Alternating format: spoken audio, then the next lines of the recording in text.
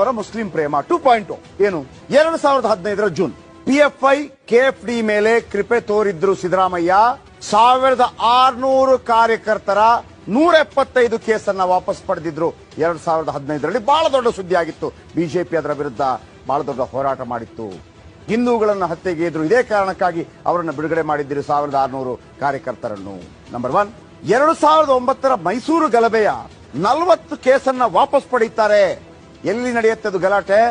ಉದಯಗಿರಿ, ಮೈಸೂರಿನ ಉದಯಗಿರಿ ಮತ್ತು ನರಸಿಂಹರಾಜದಲ್ಲಿ ನಡೆದಿದ್ದ ಕೋಮು ಗಲಭೆ. ಅಲ್ಲಿ 3 ಹತ್ಯೆ ಆಗತ್ತೆ. 250 ಪಿಎಫ್ಐ ಮತ್ತು ಕೆಎಫ್ಡಿ ಕಾರ್ಯಕರ್ತರ ಬಂಧನ ಆಗಿರುತ್ತೆ. ಅವರನ್ನ ಮಾಫಿ ಮಾಡ್ತಾರೆ.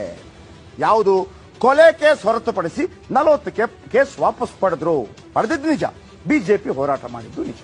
2015, 2009, ಈಗ 2010ಕ್ಕೆ ಬನ್ನಿ. ಶಿವಮೊಗ್ಗ ಹಾಸನ ಗಲಭೆ ಆಗಿರತ್ತೆ. 135 ಕೇಸ್ ವಾಪಸ್ ಪಡೆಯುತ್ತಾರೆ.